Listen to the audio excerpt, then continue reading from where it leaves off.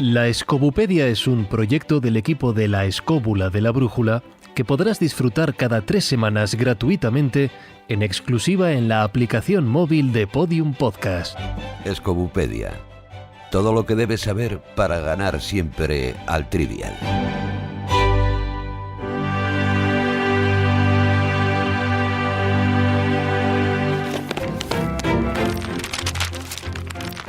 En el tomo de hoy se conoce como dendrolatría a la adoración y culto a los árboles, remontándonos a épocas prehistóricas, pero encontrándose también en civilizaciones y pueblos más recientes. Se habla de dendrolatría especialmente en lugares con una alta densidad arbórea, como por ejemplo la península ibérica, el centro y el norte de Europa. damos la palabra a Jesús Callejo. Nos decía el poeta Juvenal que nunca la sabiduría dice una cosa y la naturaleza dice otra. ¿Qué quiero decir con esto? Que ese culto a los árboles, más bien a los espíritus o númenes que tienen esos árboles, es algo universal. Forma parte de creencias de todas las culturas, de todas las civilizaciones y de todos los continentes. Está muy relacionado con el panteísmo y está muy relacionado con el animismo. Hay un libro clave, y además de obligada referencia y lectura, que es el de J. George Fraser, que es La rama dorada, que todos conocéis muy bien, un libro de 1890, donde recoge multitud de ejemplos de testimonios de todos los continentes, donde los árboles han sido venerados y han sido a veces temidos, porque el árbol, no lo olvidemos, tiene una carga simbólica muy potente. El árbol está considerado como fuente de vida.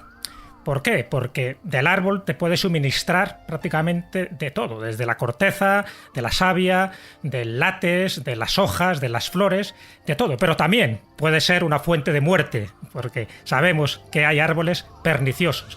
Eso nuestros antepasados, las culturas de tradición, lo sabían y por eso se veneraba. Se pensaba que los árboles en particular y los bosques en general tenían un carácter sagrado porque eran el receptáculo de los dioses.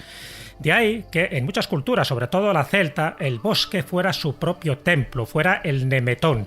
Y ahí se realizaban sacrificios, ceremonias y todo tipo de rituales a la hora de agradar a los dioses, porque se pensaba que el bosque era el lugar donde tú te acercabas a esa divinidad. Y había árboles concretos de esos bosques que eran árboles maestros, eran árboles sabios. No todos los árboles, no todas las especies tenían la misma consideración. ¿Por qué ese término de dendrolatría y por qué es tan genérico y por qué está asociado a las leyendas, a las tradiciones, incluso a las supersticiones? Porque tiene, ya digo, una alta carga simbólica. Un árbol representa un asis mundi, un árbol representa los 3 niveles de la existencia. Por una parte estaría el mundo subterráneo, las raíces, es el mundo de los muertos también, correspondería al elemento agua. Está el mundo terrestre, que corresponde al tronco y también a parte de sus ramas, sería el mundo de los hombres y por lo tanto le correspondería al elemento tierra. Y por último está el elemento celeste o el mundo celeste, que es la copa y las ramas superiores, que sería el mundo de los dioses y por lo tanto el elemento aire. Y faltaría un elemento, que es el fuego. El fuego es la energía del sol, es la necesaria para la fotosíntesis y tan necesario como para transformar luego todo eso en energía química. Así que están recogidos en un mismo árbol los 4 elementos de la naturaleza. Eso lo sabían nuestros antepasados. Por eso el árbol era una fuente de subsistencia, era refugio, era el material de construcción, es donde se aportaba la leña y además se ha asociado a la fertilidad, a la longevidad y a la fuerza. Pero ya digo, no todos los árboles eran iguales. Aquellos árboles que tienen una hoja perenne, por ejemplo, el pino o el ciprés, denotan inmortalidad. Los que tienen hoja caduca, lo que simbolizan es el renacimiento, y otros sirven como un punto focal para la comunidad. Esos árboles en los que se reunía el concejo para dirimir sus asuntos. Por ejemplo, el árbol de Guernica, que todos conocéis. Ahora es un árbol sagrado, pero es un árbol conciliar, es un árbol jurídico y es un árbol donde tienen que jurar sus cargos los lehendakaris. Pero antiguamente era el árbol, era el epicentro de esa comunidad donde se reunían para dirimir todos sus asuntos. Así que desde esta perspectiva, partiendo del bosque sagrado, y hay multitud de ejemplos de bosques sagrados, desde los lucus o los temenos grecorromanos a los jor noruego y por supuesto al nemetón celta, con la participación claramente de los druidas. Pero no es algo del pasado, sea, para destruir, por ejemplo, un símbolo, antes se destruían esos bosques sagrados de los celtas o de los galos. Lo sabía muy bien Julio César. Pero es que actualmente sigue habiendo bosques sagrados. En Ghana hay 240 reservas forestales y todas ellas están consideradas como sus bosques sagrados donde habitan sus dioses. Pero en Galicia, no hace falta tampoco ir muy lejos, las Fragas do Eume, del río Eume, está también considerado un bosque sagrado con multitud de tradiciones, de leyendas y de todo tipo de elementos asociados a los árboles. Cuando digo elementos me refiero a ese alma del que hablaba Erasmo Darwin, el que hablaba Paracelso, porque consideraban que cada árbol, cada planta en general, tenía un espíritu protector. Por eso era tan importante acercarse a esos árboles maestros. Por eso ha dado origen a ciertas, vamos a llamarlas supersticiones o incluso frases hechas como tocar madera. Ya sabéis que el hecho de tocar madera tiene dos orígenes distintos. Uno de ellos procedería de la religión de los parsis, ni más ni menos, estamos hablando de 1000 años antes de Cristo, y se creía que las vetas de la madera, esas vetas de la madera, cuando tú las tocabas, incluso cuando las tocabas no solo como caricia, sino como llamamiento al espíritu que estaba en el interior, es porque se cree que el genio del fuego y de la vitalidad estaba dentro, y al tocarlo te estaba infundiendo ese valor, ese fuego y esa vitalidad. Por otra parte, otro origen que tiene el tocar maderas con los lignum crucis. Ahí nos tenemos que remontar pues un poco al leño en el que fue crucificado Jesucristo, y todos los lignum crucis, todos los trocitos, las virutas, el hecho de que tú las tocaras como reliquias sacrosantas también te daba esa buena suerte o te protegía contra cualquier mal. Así que la madera, el árbol, siempre ha estado asociado a este tipo de creencias, ya digo, en algunos casos muy supersticiosas. Y cómo no, cuando llega el cristianismo, porque estamos hablando de muchas creencias paganas, pero cuando llega el cristianismo se empeñan en prohibir todo esto. ¿Por qué? Sencillamente porque son todavía elementos, reminiscencias de esos cultos que la nueva religión no lo ve con buenos ojos. El Concilio de Toledo del 661 dice que hay que eliminar el culto a los árboles y a las fuentes. San Martín de Dumio, por ejemplo, en la Galicia sueva del siglo VI, dice más o menos lo mismo. San Eloy, que era un obispo francés en el siglo VII, repite también las mismas circunstancias. Cuidado, no pongáis velas a los árboles, no adoréis a las fuentes milagrosas, incluso talad lo que se consideran árboles sagrados, porque es una reminiscencia de antiguos cultos paganos. Claro, estamos hablando de que eran cultos, bueno, pues muy politeístas, y cuando llega un culto monoteísta no se ve con buenos ojos que se adore a cualquier elemento de la naturaleza. Pero es que en definitiva los elementos de la naturaleza fueron lo primero que los hombres consideraron sagrado, y luego se les asoció a un dios concreto a cada árbol. Acordaros que en la mitología griega, sin ir más lejos, cada árbol está asociado a un dios, no solo en la mitología griega. El roble está asociado a Zeus, el laurel está asociado a Apolo, ya sabéis que hay toda una leyenda de la metamorfosis de la ninfa Dafne. El pino, por ejemplo, dentro de otras culturas, otras religiones, está asociado a Atis, porque Atis se castra justo debajo de un pino. El olivo estaría asociado a Atenea, o el fresno a Poseidón, solo por poner unos cuantos ejemplos. Y para ir terminando esta exposición, porque como veis es muy amplia y daría para toda una charla, hay árboles míticos. Los árboles míticos están muy asociados también con esa idiosincrasia que tienen los pueblos, hasta el punto de que incluso hay árboles nacionales, hay árboles que se consideran símbolos nacionales. En las banderas están recogidas. Por ejemplo, en el Líbano, ya sabéis que tenéis al cedro, ¿no? En Chipre, la rama de olivo. En Grecia e Israel sería el olivo. En Haití sería la palmera. En Madagascar sería el baobab, etcétera, etcétera. Pero esos árboles míticos entroncan directamente con esas creencias inmemoriales. Sin ir más lejos, en el Génesis, en el jardín del Edén, se habla de dos árboles. El árbol del conocimiento, el árbol de la ciencia del bien y del mal, donde no se puede tomar ese fruto prohibido, que por cierto no era nunca una manzana, y está el árbol de la vida. Y el árbol de la vida, que se refleja además en muchísimas tradiciones, es un mitema, es un arquetipo, es algo que está relacionado prácticamente con todas las culturas, incluyendo los mitos escandinavos con el Yggdrasil. Acordaros que el Yggdrasil es el árbol cósmico, es el árbol donde contiene los 9 mundos, desde el Asgard, en lo más alto, hasta el Helheim, que es el reino de los muertos, en lo más bajo. Así que si nos hacemos eco de esos árboles de la vida, que también sería un trasunto del árbol sefirótico, de los 10 sefirós de la Cábala, pues nos indica de que el árbol tiene muchísimas raíces y muchas ramas, y nunca mejor dicho, muchísimos aspectos a los que tenemos que valorar y los que tenemos que enjuiciar, pero que siempre haya sido considerado el bosque y el árbol como algo sagrado, como una comunicación directa entre la tierra y el cielo, y como un contacto, como un puente con los dioses, por algo será. Es decir, las creencias nunca germinan de una forma absurda o de una forma que no tenga ningún tipo de sentido. Todo tiene un fundamento.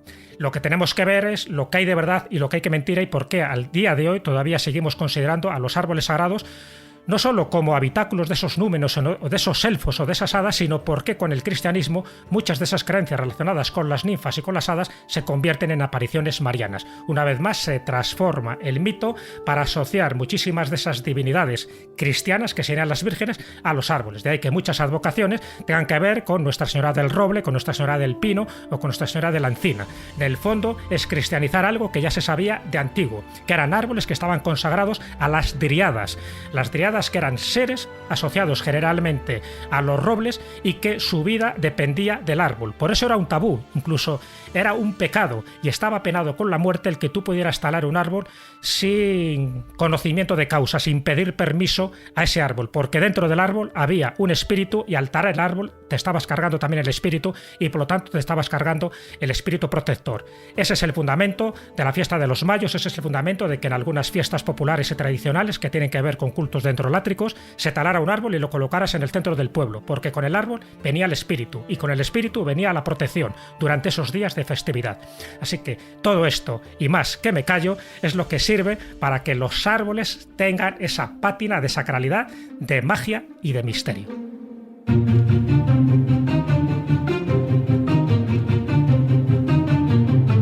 Bueno, en principio los cultos dendrolátricos, como bien ha dicho Jesús, son recogidos en principio de la rama dorada como los árboles que había en el templo de Diana Nemorensis, o sea, las orillas del lago de Nemi. Entonces, los primeros bosques sagrados, o sea, que existen, digamos, literariamente son los de la Biblia y los que pertenecen al mundo romano. O sea, en la Biblia tendríamos el árbol de la ciencia del bien y el mal, y en el mundo romano teníamos, o en el mundo clásico, quiero decir, el de Diana Nemorensis, o sea, el altar de Nemi, donde se entrega la rama sagrada que se entrega a Eneas para que pueda entrar al infierno. A partir de ese momento empieza a hablarse ya de bosque sagrado. De alguna manera eso se mantendrá en el tiempo. Fue investigado por George Fraser en su momento y realmente expresa una realidad que estaba muy clara en los tiempos antiguos, que era la relación importante que existía entre las entidades, entre los números del mundo sobrenatural y los seres humanos, ¿no? Bueno, también hay que tener en cuenta una cosa, es decir, bueno, aunque como Jesús lo ha dicho muy bien al principio, los cultos de los árboles son mundiales, están en todo el planeta y presentan características en ocasiones similares, obviamente, somos seres humanos, y otras diferentes. Sin embargo, nosotros tenemos que basarnos fundamentalmente en el mundo que nosotros vivimos, el mundo del que viene nuestra cultura y nuestra tradición, que esas las de los viejos pueblos que vivían en el occidente europeo, de lo que hemos ido heredando la cultura suya sobre los árboles. Hay que tener en cuenta que nosotros somos, en líneas generales, descendientes de tres grandes grupos de seres humanos: de cazadores-recolectores, de los primeros agricultores y de pastores nómadas. Por decir una manera, son los tres elementos que forman la totalidad de la población de Europa en un tiempo donde los bosques eran absolutamente fundamentales. No vamos a ir a lo clásico de que una ardilla podía ir desde Gibraltar hasta el norte de España saltando de árbol en árbol. Bueno, independientemente de eso, es cierto que los árboles formaban parte de la vida de nuestros antepasados. Y además hay algo elemental, que los árboles son fuente de vida. Donde hay árboles, todo el mundo sabía que se captaba mejor la lluvia, que había más humedad, que había mejores posibilidades de obtener alimento y comida y que el bosque podía sostenerte. Nuestros antepasados cazadores eran cazadores de bosque, cazadores recolectores que vivían de los frutos del bosque, que se alimentaban de ellos y que en ellos cazaban y después, más adelante, eliminaron para cultivar. La eliminación del cambio, de la eliminación de bosque por zona de cultivo, es uno de los grandes traumas de la historia de la humanidad, aunque parezca una chorrada, y es una cosa fundamental que nos marcó nuestro destino para siempre. Los antepasados nuestros, los nuestros, pensaban o estaban completamente convencidos también, como ha dicho Jesús, que los árboles eran el cuerpo de espíritus, es decir, que vivía algo en ellos y que ese algo tenía vida como nosotros. O sea, no solo sabían que el árbol era un ser vivo, cosa obvia, sino que además estaban convencidos de que tenía un espíritu que además es un elemento fundamental, Y es que no solamente era su morada, es decir, el lugar en el que habitaba, sino que cuando este espíritu es capaz de abandonar el bosque, el árbol, y establecerse con otra forma, de otra manera, de manera viva y consciente, se convierte en un dios. De manera que estamos dando el salto de lo que serían los cultos claramente animistas a lo que sería el nacimiento del politeísmo. Es decir, los bosques están en las culturas nuestras directamente relacionados con los pensamientos de los escenarios en los cuales los dioses están presentes en nuestra vida, y por lo tanto, como los árboles además manifiestan de una manera muy clara los cambios de las estaciones, el pasar del tiempo y la continuidad, son elementos muy próximos a lo que es el tránsito de la vida. Entonces, claro, ¿cómo no va a ser eso algo fundamental? Los árboles eran todo para la gente de la antigüedad. Y además, nunca se olvida, no se puede olvidar, que los seres humanos sabemos que donde hay árboles hay riqueza.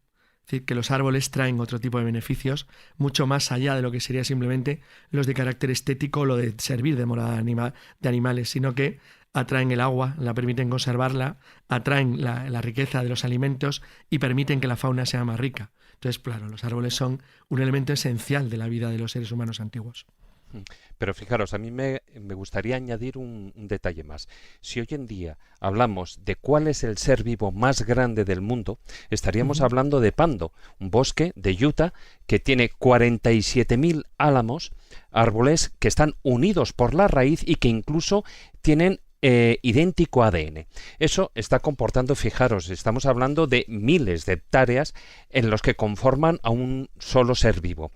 Sí es cierto de que evidentemente el culto, yo diría que el culto al árbol es anterior digamos, a lo que podían ser el cristianismo, las grandes religiones de libro, es evidente, incluso ahí partiríamos que incluso igual que las religiones parte del chamanismo, estamos hablando de cultos animistas, cultos a la propia naturaleza y de la misma manera como estoy hablando del bosque de Pando en Utah, pensar que antiguamente, tú nos has dicho eso de, Carlos, lo de la ardilla que cruzaba toda la península ibérica, pero sí es cierto de que todo lo que es, sobre todo en nuestro mundo occidental, europeo, sí que era, en gran medida, todo era un gran bosque, para que nos entendiéramos. Es decir, estamos hablando de selvas cubiertas de árboles, selvas vírgenes, en las que, bueno, pues habría pequeños claros en los que realmente serían como islas dentro de un universo, de un océano de árboles, ¿no?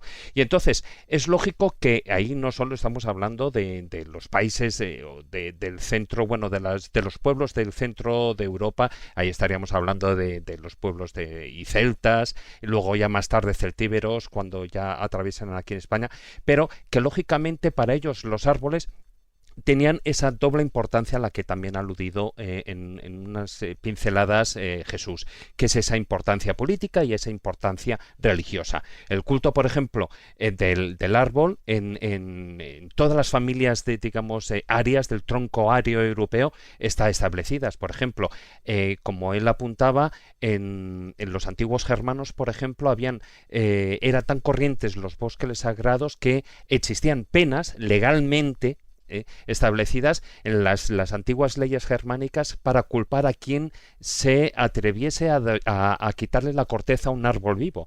O sea, incluso, el castigo era brutal, porque lo que le hacían era, le cortaban el ombligo, lo clavaban en la parte del árbol donde había sido mondada, ¿no? Y entonces lo obligaban a dar vueltas al hombre alrededor, o al hombre, o a la mujer, o quien fuera, alrededor del tronco, de modo que sus intestinos quedaran enrollados en el árbol. Es decir, fijaros el castigo. El castigo realmente era pagarlo con la propia vida, ¿no? Un harakiri a lo bestia.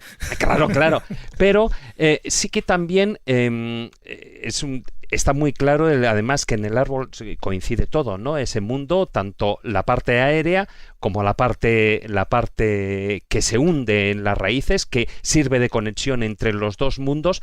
Pero fijaros, también se ha dicho muchas cosas que no son realmente, o que se han mitificado cosas que no existían, pero son creaciones también literarias. Una de ellas, por ejemplo, Robert Graves, cuando escribió un libro que está muy bien, que es La diosa blanca, en la que él ahí habla del calendario arbóreo, ¿no? Bueno, pues a ver, como el origen del horóscopo celta de los árboles. Bueno, pues no deja de ser una creación, un mito, una idea del autor, de Robert Graves, porque es evidente que los celtas adoraban no solo a los árboles porque en su interior tenían una gran divinidad. Ya hemos apuntado y se ha estado diciendo que el origen de sus creencias eran animistas. Por lo tanto, ya de por sí los celtas y los celtíberos, como tal, como esas creencias animistas, consideraban que todo ser vivo tenía su propio espíritu. Y para terminar también es muy importante eso último que has considerado, que has dicho, Carlos, el pasar del animismo al politeísmo. Porque antes, o sea, llega un momento en el que ya no es que cada árbol tenga un propio espíritu, sino sobre todo que en los bosques hay un espíritu que puede ir como una especie de deidad protectora que va cambiando de árbol. Y con lo cual es el encargado de todo el bosque. Y ahí sí que es muy importante esa parte. Y luego, ya para terminar, destacar que Jesús lo conoce muy bien, hay dentro de todos los árboles y que todos tienen una serie de cualidades especiales, sí que hay, al menos en lo que es en Europa, básicamente, y también en España, ¿no? Sobre todo por todo lo que es la franja norte. Si nos vamos en el País Vasco, pues el roble es de suma importancia, y lo tenemos, por ejemplo, como has apuntado, el caso de Guernica, que por cierto no tiene nada que ver con el Picasso, con el cuadro que pintó Picasso, que la gente no se lo confunda. Por una parte, la importancia del roble, el tejo, que también es, aparte de ser árboles milenarios, también servían, como ha apuntado Jesús, porque tenía un veneno propio, y además ahí podíamos hablar también de toda la parte de las creencias religiosas basadas en el suicidio, que lo practicaban, la encina, el ciprés y también el enebro. Precisamente una de las grandes citas que habla de un bosque sagrado dentro de la cultura clásica es la que se hace por parte de Lucano en la Farsalia, hacia un bosque sagrado que está cerca de Marsella, al que se atribuye que existen allí monstruos terroríficos y dioses innominados, y al final, en definitiva, no era nada más que intentar alejar a los enemigos de este lugar, porque de alguna manera este bosque sagrado era muy importante para los pueblos celtas en este sentido. No sé si habréis leído alguna vez este párrafo terrorífico que parece de una película de Lovecraft, pero realmente es que estremece ver esta relación que tenían los celtas con sus bosques sagrados, ¿no? Bueno, quería añadir un par de detalles que me parecen significativos para que la gente no crea que estamos hablando del pasado y que estos son creencias obsoletas y que no las estamos practicando. Ya he añadido el culto a las vírgenes con la advocación a una especie arbórea. Eso, en el fondo, es una especie de culto soterrado de ese animismo que ya nuestros antepasados lo llevaban a gala. Lo que pasa es que antes estaban bajo la advocación de una determinada divinidad, una diosa, o bien de una ninfa. Por otra parte, en los cementerios siempre hay un ciprés, no es casual. El ciprés, como árbol de hoja perenne, está representando la inmortalidad, y también el hecho que tenga ese aspecto, esa forma tan estilizada, está conectando la tierra con el cielo. Por lo tanto, es esa especie de ascensión simbólica que tiene el alma hacia el cielo, ¿no? Dentro de las creencias cristianas. Y, por poner otro ejemplo más, cada Navidad muchos de los hogares cristianos colocan un árbol de Navidad, colocan un abeto. El abeto también forma parte de esas creencias que en su momento intentó erradicar San Bonifacio en el mundo germano y que no lo consiguió. Y por eso el abeto, en fin, toda la parte que se adorna, ¿no?, dentro del mundo vegetal alrededor de fiestas tan importantes como la Navidad, o como el árbol de mayo, o como la noche de San Juan, nos remiten, pero de una forma indiscutible, a esas viejas creencias que no están en absoluto erradicadas. Lo que pasa es que están transformadas, están edulcoradas, y pensamos que no estamos haciendo ese tipo de cultos dendrolátricos cuando de una forma inconsciente y a veces consciente nos estamos metiendo de hoz y de cod en ese tipo de creencias y a veces en ese tipo de supersticiones. Tanto es así que, por ejemplo, si te vas hoy día a un bosque que hay en la Olmeda de Coveta, en la provincia de Guadalajara, te encuentras con que en las oquedades de los árboles existen imágenes de la Virgen a las que todavía se atribuye poderes de poder sanar a la gente, ¿no? La Iglesia nunca pudo terminar con esto, de alguna manera, claro, y lo tuvo que asociar lógicamente a ciertos elementos propios de la religión católica, Virgen de Bella Excusa, Virgen del Espino, tantas otras, ¿no? La Virgen del Olivo. ¿Cuántas Virgen del Olivo tenemos en España? O sea, son multitud. La Iglesia tuvo que asumir todo esto e irlo transformando poquito a poquito. Un detalle más dentro de ese tipo de leyendas donde las imágenes parece que tienen un comportamiento inteligente. Acordaros que durante la Reconquista se empiezan a encontrar muchísimas imágenes religiosas que supuestamente habían sido ocultadas en la época visigoda para que los musulmanes, pues en fin, no las destruyeran. Bueno, pues cuando van apareciendo muchas de estas imágenes religiosas aparecen en troncos de árboles. Por ejemplo, Nuestra Señora de la Encina en Ponferrada, en León. Y lo curioso de esa leyenda no es que aparezcan en troncos de árboles, con lo cual están totalmente asumidas como ese espíritu arbóreo del que estábamos hablando. Es que cuando tú la llevas a la población más cercana, vuelve otra vez a estar en ese árbol. Es decir, es como que el numen, ese genius loci, necesita la adoración en el lugar donde ha sido encontrado, porque está vinculado a ese árbol, o está vinculada a esa fuente, o a esa cascada, o a esa peña, o a esa montaña, o a esa cueva. Es decir, el árbol está reflejando la morada de esa entidad religiosa, y por eso cuando se encuentra a la Virgen y se la lleva a un lugar determinado, por 3 veces consecutivas regresa a su origen, regresa a la naturaleza, y ahí es donde se la tiene que construir la ermita, hasta el punto, y eso lo sabe muy bien Maese, que hay varias ermitas que están construidas, es profeso, alrededor del propio árbol. La ermita, como la de Ornuez, por ejemplo. De la Virgen de la Muela, por ejemplo, en la provincia, entre la provincia de Guadalajara y la provincia de Cuenca, que dicen que cada vez que se la lleva a la iglesia de Drieves, por la noche se vuelve a su ermita. La Escobupedia responde. Abrimos la sección de preguntas frecuentes. De la misma manera que se adora a árboles como elementos protectores, ¿existen plantas que ejerzan una influencia negativa en torno a las personas que los rodean? Como bien sabéis, hay un refrán que dice que a quien buen árbol se arrima, buena sombra le cobija. Pero hay otros refranes que nos previenen sobre la sombra de ciertos árboles, no de todos. Dicen que la sombra de la higuera no es buena y la del nogal trae mucho mal. Y las dos tienen unas consecuencias o unas connotaciones negativas. En el caso de la higuera, porque tiene un jugo lechoso, el látex, y esa leche de higo, si tú entras en contacto con ella, te puede producir ciertas irritaciones.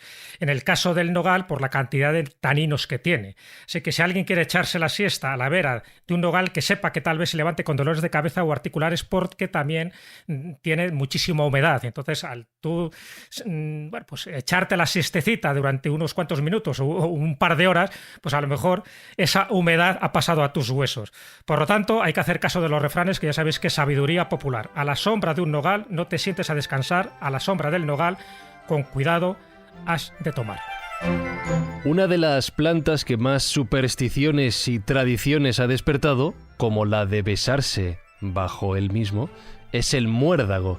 ¿Por qué el muérdago tiene esta consideración tan supersticiosa a lo largo de la historia?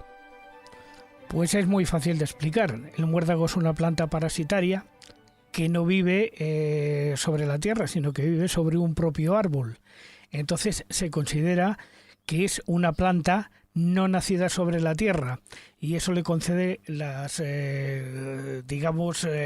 prerrogativas o potencias que le concede todo lo sobrenatural. Por eso besarse bajo el muérdago o colocarlo en las puertas de las casas trae lo que llaman la buena suerte, porque no es una planta terrestre, sino que es una planta que nace simbiótica dentro de otra planta. En el próximo tomo conoceremos en qué consiste el concepto de quinta columna a lo largo de la historia militar. Gracias por consultar la Escobupedia.